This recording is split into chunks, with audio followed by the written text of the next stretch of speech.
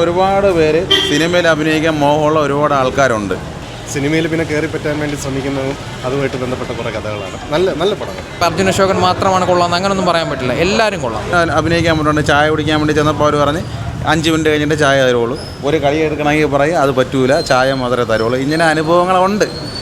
ഞാനും പൃഥ്വിരാജോട്ട് അഭിനയിച്ചിട്ടുണ്ട്, close shot വന്നിട്ടുണ്ട്. പക്ഷേ സിനിമയിൽ വന്നപ്പോഴത്തേക്ക് ഞാനില്ല, ഞാൻ ബാക്കിലൊരു നിഴൽ പോലെയാണെന്നത്. കാര്യം ഇതൊരു സിനിമയിൽ അഭിനയിക്കുന്ന ഒരു നടൻ്റെ മകനാണ്.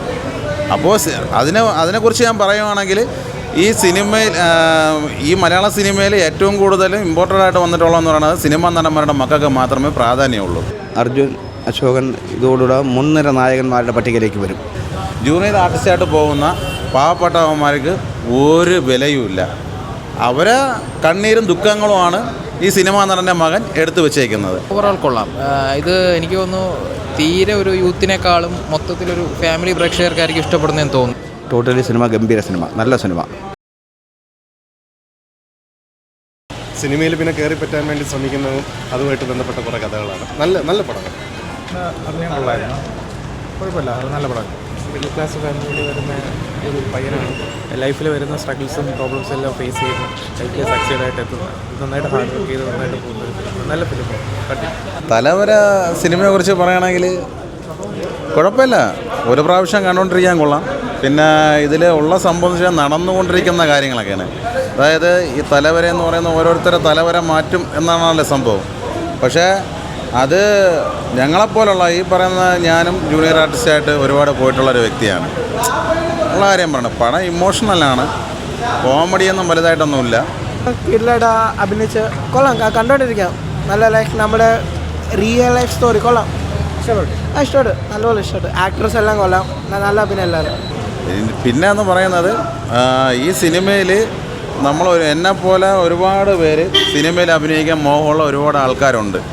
ജൂനിയർ ആർട്ടിസ്റ്റായിട്ട് പോകുമ്പോഴത്തേക്ക് ഒരുപാട് സംഭവങ്ങൾ ചിലപ്പോൾ മാറി നിൽക്കാൻ പറഞ്ഞിട്ടുണ്ട്. ഞാൻ ചായ കുടിക്കാൻ വരെ ഞാനും അഭിനയിക്കാൻ പറഞ്ഞിട്ടുണ്ട്. ചായ കുടിക്കാൻ വേണ്ടി ചെന്നപ്പോൾ അവർ പറഞ്ഞ് 5 മിനിറ്റ് കഴിഞ്ഞിട്ട് ചായ തരുള്ളൂ, ഒരു കളി എടുക്കണമെങ്കിൽ പറയും അത് പറ്റൂല, ചായ മാത്രമേ തരുള്ളൂ. ഇങ്ങനെ അനുഭവങ്ങളുണ്ട്.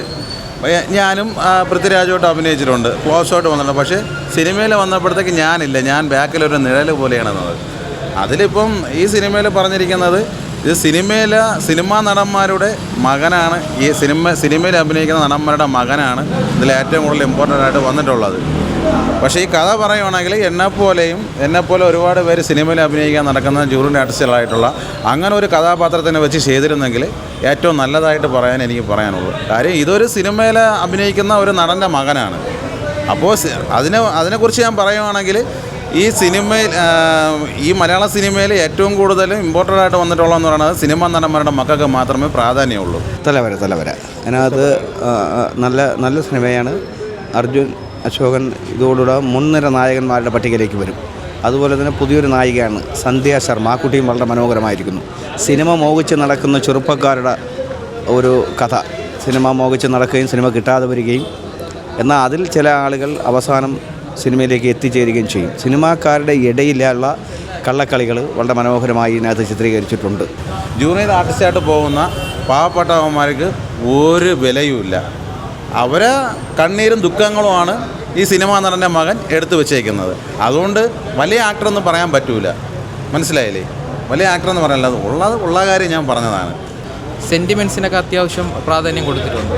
പടമെന്ന് പറഞ്ഞു കഴിഞ്ഞാൽ ഒരു സാധാരണക്കാരൻ, ഒരുപാട് ലിമിറ്റേഷൻസ് അദ്ദേഹത്തിനുണ്ട്. അദ്ദേഹം സമൂഹത്തിൽ നേരിടുന്ന സ്ട്രഗിളും കാര്യങ്ങളൊക്കെയാണ് പടത്തിൽ പറയുന്നത്. അപ്പോൾ ഈ സെൻറ്റിമെൻറ്റ്സ് സാധനങ്ങളെല്ലാം നമുക്ക് ടച്ച് ചെയ്യും. ഇത് ചെറുപ്പക്കാർക്ക് എത്രത്തോളം ഇഷ്ടപ്പെടുമെന്ന് അറിഞ്ഞുകൂടാ. ഒരു ഫാമിലി പ്രേക്ഷകർക്കൊക്കെ, ഒരു യൂത്തിനെ മാത്രം ഫോക്കസ് ചെയ്തുള്ള പടമല്ല, ഫാമിലി അങ്ങനത്തെ രീതിയിലുള്ളൊരു പടമാണ്. ആക്ടേഴ്സ് എല്ലാവരും കൊള്ളാം. നമ്മൾ ഏതെങ്കിലും ഒരു നടൻ്റെ മാത്രം അർജുൻ അശോകൻ മാത്രമാണ് കൊള്ളാമെന്ന് അങ്ങനൊന്നും പറയാൻ പറ്റില്ല, എല്ലാവരും കൊള്ളാം. സിനിമ മോഹിച്ച് വന്നവരാണ്, അവർക്കൊന്നും സിനിമ കിട്ടുന്നില്ല. ആ ഒരു ഇത് വളരെ ഭംഗിയായി ഈ സിനിമ കണ്ടുകൊണ്ടിരിക്കുമ്പോൾ നമുക്ക് ഫീൽ ചെയ്യും. അതാണ് ഈ സിനിമയുടെ പ്രത്യേകത. ടോട്ടലി സിനിമ ഗംഭീര സിനിമ, നല്ല സിനിമ.